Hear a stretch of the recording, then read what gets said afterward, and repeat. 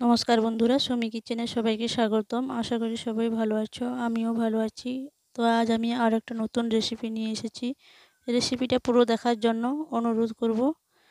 আর যদি ভালো লেগে থাকে লাইক, কমেন্ট, শেয়ার করে দেবেন আর চ্যানেলটা সাবস্ক্রাইব করে দেবেন। তো আমি আজ মালপোয়া রেসিপি বানাবো। তার জন্য আমি 1 বাটি ময়দা নিয়েছি আর হাফটা নারকেল কুড়িয়ে নিয়েছি, 2টো কলা নিয়েছি। তো আমি প্রথম কলাটাকে মাখিয়ে নিচ্ছি।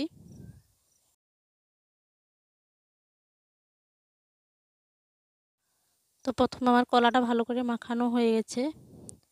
এখন আমি নারকেল কোড়াটা দিয়ে দিচ্ছি।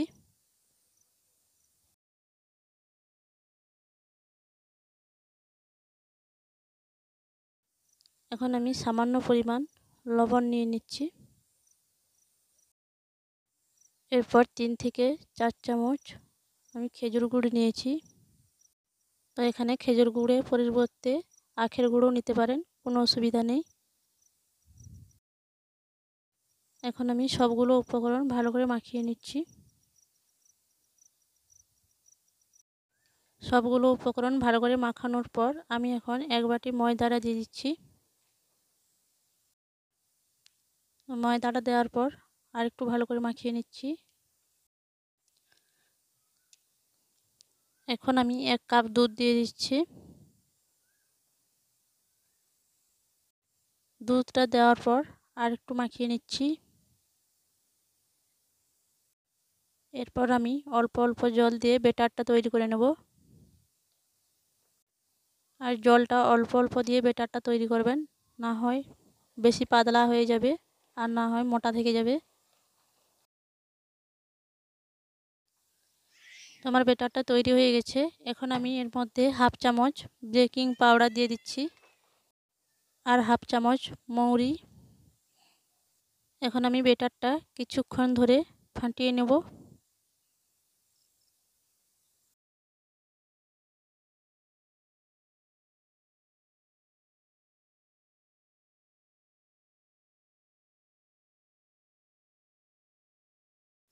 তো আমার ব্যাটারটা ফেটানো হয়ে গেছে আর দেখতেই পাচ্ছেন ব্যাটারটা কেমনভাবে তৈরি করেছি। আর আমি এখন ব্যাটারটাকে আধ ঘন্টার জন্য রেস্টে রেখে দিচ্ছি।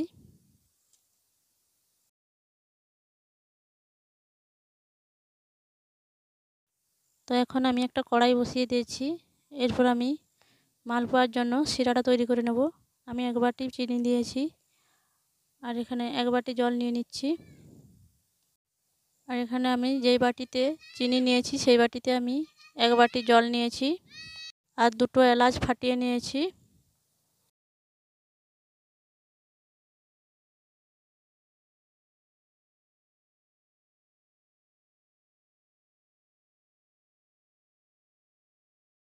তো আমার শিরাটা তৈরি হয়ে গেছে। এখন আমি শিরাটা নামিয়ে নিচ্ছি। এরপর মালপোয়াটা ভাজার জন্য আমি একটা কড়াই বসিয়ে তেল নিয়ে নিয়েছি। এরপর আমি ব্যাটারটা একটু ভালো করে ফাটিয়ে নিচ্ছি। আর আমি মালপোয়া ছাড়ার জন্য এরকম একটা চাটু নিয়েছি। তো এরকম চাটুর সাহায্যে ছাড়লে প্রত্যেকটা মালপোয়া সাইজে একই আসবে। তো মালপোয়াগুলো আমি একটার পর একটা ছেড়ে দিচ্ছি।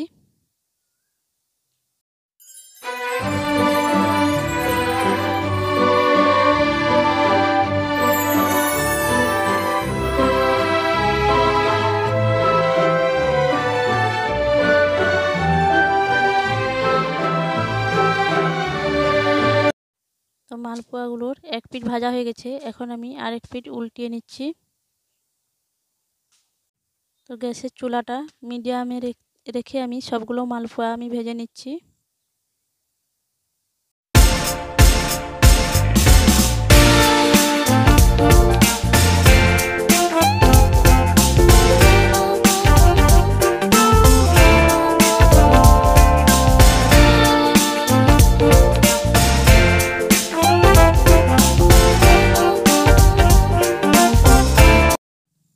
তো মালপোয়াগুলো আমি এপাশ ওপাশ উল্টিয়ে ভালো করে ভেজে নিচ্ছি।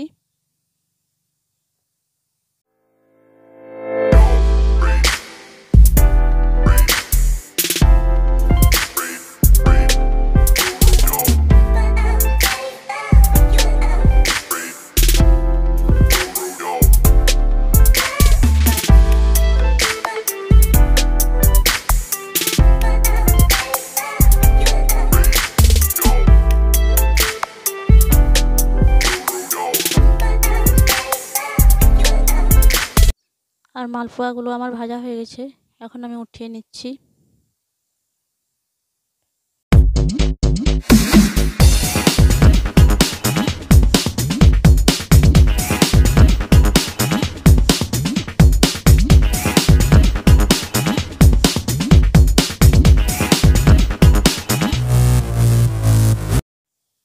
আমার সবগুলো উঠানো হয়ে গেছে, এখন আমি আবার একই রকমভাবে দিয়ে দিচ্ছি।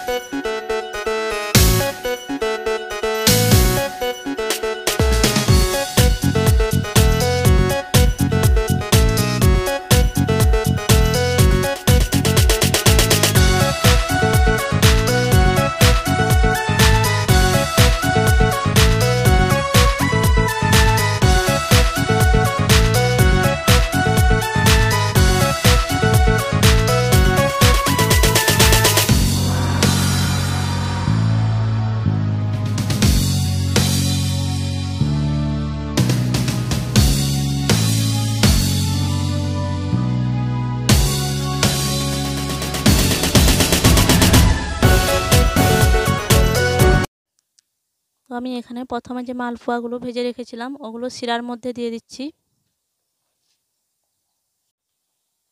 তো শিরাটা যাতে ভালো করে ঢোকে তার জন্য আমি মালপোয়াগুলোকে ভালো করে ঝেঁকে ঝেঁকে উল্টিয়ে নিচ্ছি।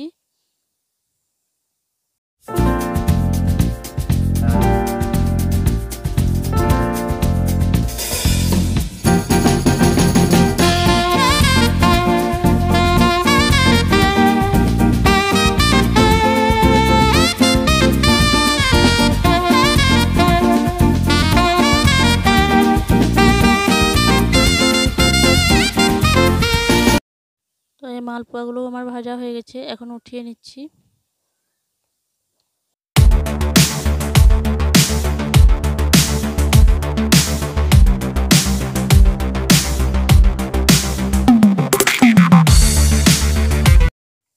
তো এখন আমি আর যেগুলো বাকি ছিল সেগুলোও আমি ভেজে নিচ্ছি।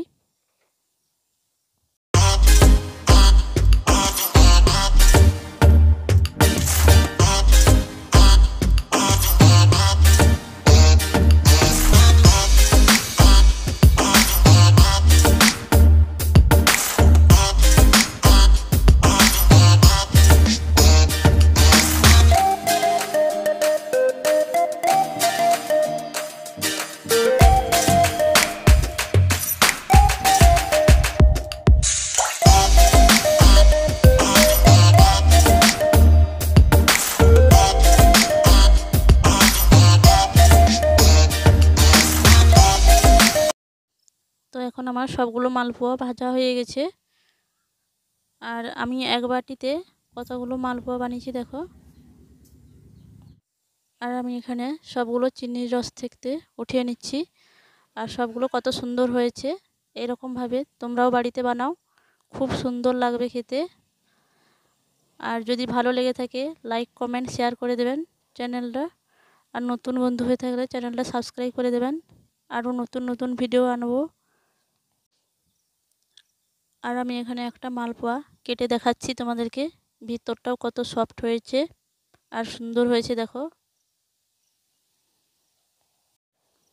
আর দেখছো মালপোয়ার ভিতরটা কত সুন্দর হয়েছে, আর রসও ভালো হয়ে ঢুকেছে ভেতরে। আর পুরোটা রেসিপি দেখার জন্য আর আমার পাশে থাকার জন্য অনেক অনেক ধন্যবাদ। এইভাবে আমায় সাপোর্ট করো।